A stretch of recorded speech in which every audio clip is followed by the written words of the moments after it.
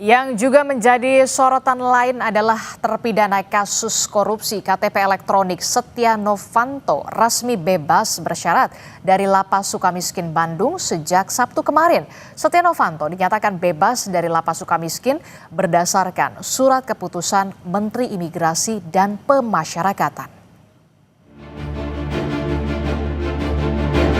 Terpidana kasus korupsi KTP elektronik Setia Novanto telah bebas bersyarat dari Lapas Sukamiskin, Jawa Barat.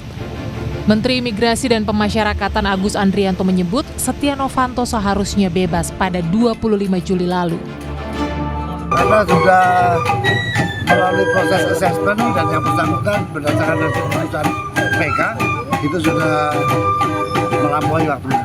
Harusnya tanggal 25 yang lalu. Oke. Setia Novanto mendapatkan pembebasan bersyarat 1 hari sebelum hari kemerdekaan ke-80 RI setelah menjalani masa hukuman lebih dari 7 tahun di balik jeruji besi. Pada April 2018 lalu, Setia Novanto divonis 15 tahun penjara oleh Pengadilan Tipikor Jakarta. Namun, jalan menuju kebebasan bersyarat Setia Novanto terbuka saat pengajuan peninjauan kembali dikabulkan Mahkamah Agung pada 2021 lalu. Pada September 2021, Mahkamah Agung mengabulkan permohonan peninjauan kembali yang memotong hukumannya menjadi 12 tahun 6 bulan. Serangkaian remisi juga diterima Setia Novanto sejak tahun 2023. Pada Idul Fitri tahun 2023, Setia Novanto menerima pengurangan masa tahanan sebanyak 1 bulan. Lalu pada 17 Agustus 2023, ia kembali mendapat remisi sebanyak 3 bulan masa tahanan. Di Lebaran 2024, Setnov juga mendapat 1 bulan remisi dan pada 17 Agustus di tahun yang sama diperkirakan menerima potongan hukuman antara 1 hingga 6 bulan.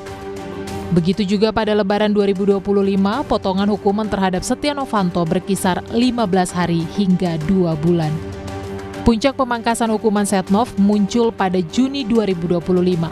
Mahkamah Agung menebas vonis Setia Novanto sebanyak 2,5 tahun atau 30 bulan masa pidana dalam 1 ketukan palu.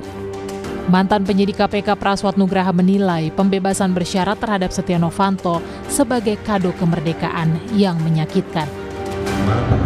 Itu tentu saja ini adalah kado yang sangat menyakitkan untuk kita, rakyat Indonesia semuanya, menghimbau pada Bapak Presiden kita, Presiden Prabowo, untuk segera turun tangan sebagai Panglima tertinggi pemberantasan korupsi di Indonesia, harus segera diambil tindakan tegas, merubah PP, merubah aturan, merubah kepres, ataupun bila perlu mengeluarkan undang-undang yang baru yang bisa menghilangkan segala celah-celah penyelundupan hukum yang bisa dilakukan, diupayakan oleh para koruptor untuk bisa bebas, untuk bisa meringankan hukumannya.